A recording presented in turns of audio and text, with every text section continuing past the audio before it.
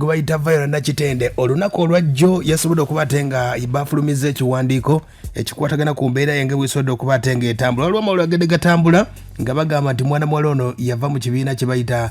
ekya SABULA Limited oba kampuni ya SABULA era waliwo omwami eyajja ng'ayogera bingi nnyondoza ku mikutu mwamulaba kati no Viola Nakitende yasobodde okubatenga avaayo ne management ye eya SABULA nasobola okubatenga bategeeza Viola Nakitende akyali mu management ya SABULA era ayagala bookings amawulire byonna enamba y'essimu ne bagibawa 0772085109 enamba eyo nga gy'olina okubatenga okubako mwana muwala ono gwe bayita Viola Nakitende y'omu ku bayimbi b'oyinza okugamba nti akadde kano abasobodde okubatenga bakwatiridde endongo bw'oba towuliriza ku music oyinza obutakkiriza naye kizibu nnyo okusanga abayimbi omuyimbi n'atandika n'ekitone kye n'asobola okubatenga akikumira ddala ye muyimbi ono y'omu ku bayimbi akadde kano abajja abaana b'obuwala abakikuba empolampola naye ng'asobodde okubatenga akitambuza mu liigi gye nnyinza okumuteekamu ya mukyala gwe bayita Kasalina Kusaasira Mary Bata Irene Namatovu oyinza okubuuza lwaki tebali mu liigi y'emu si bwenkanyankanya naye akikuba nga bwe bakikuba olw'ensonga nti omwana muwala ono ali versatile buli ddoboozi lyonna alikuba oba owuliddeko akayimba ke bayita tosiimuula bw'oba owulidde omudaali bw'oba owulidde taata bulamu buyimba bungi nnyo akuba raga akuba raafu akuba soft yonna asobodde okuba ate nga akikuba mwana muwala ono bwe nkugamba nti omuyimbi ono ali complete artist toyinza kukiwakana mwana muwala ono gwe bayita Vivian Tenda alesa akayimba bakayita omudaali producer bamuyita Bawa era ng'ali mu management SABULA Limited yetwala studio gye bayita Moto Studio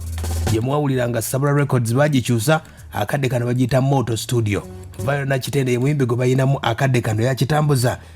ye muyimbi yava mu revival band era ng'azalibwa side z'eruweere eyo yatandika mpolampola muwandiisi wa nnyimba vocalist akuba gita azannya emizannyo katemba akuba ebivuga byonna ye mwana muwala ono gwe bayita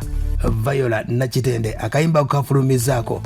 agamba nti okuyingira endongo eno oyinza okugamba yagigwamu bugwi yalina jjajjawe gwe bayita Kalalankoma yasobola okubatenga naye endongo yagikubako dda mu biseera ebyo ebyedda mu luweero naye nesobola okubatenga kimulondola paka akadde kano omwana muwala Viola Nakitende n'agira nga akyakikuba mu P7 agamba nti mukwayaawo weyasobola okubatenga atandikira okuyimba yatandikira mu kyaki ez'abalokole mpolampola ng'akubira ddala endongo era ennyimba ze yasookeramu zaali za gospel wadde nga tesobola kubatenga ajja mu kyayagala awo no wakawasaganyiza n'omukulu gwe bayita Bawa yali agenze ku baakinga malobooze awo no Bawa wamulabiramu nti asobola okubatenga ayimba akayimba ke bayita tusiimuula n'okawulira nga katuuse paka akadde kano ayinawo akayimba ke bayita mudaala ke bayita omudaali ke kaliwo akadde kano ke katambula Moto Studio ye mwana muwala ono gwe bayita Viola Nakitende z'ensonga ezo asobodde okubatenga atambuliramu omwana w'obuwala ono ekyenjawulo kyayina ennyimba ze nga bwasobodde okubatenga azikuba bamuteekateeka bulungi nnyo okuva mu studio omuwandiisi w'ennyimba producer bonna ne vidiyo ekifaananyi kivaayo bulungi awo n'ennyimba n'omuyimbi ate n'atatuswaza wadde n'akamu nga bwe kutegeezezza nti Viola Nakitende ono mu nsonga y'eddoboozi ali versatile buli ddoboozi yonna alikuba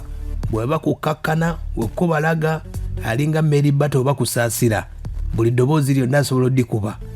era abawala bagidde mu biseera bye y'omu ku basobodde okubatenga batraininga akadde kano lwakubanga management ye yategeezezaako nti waliwo bagenda okubatenga batereeza mu budde bonna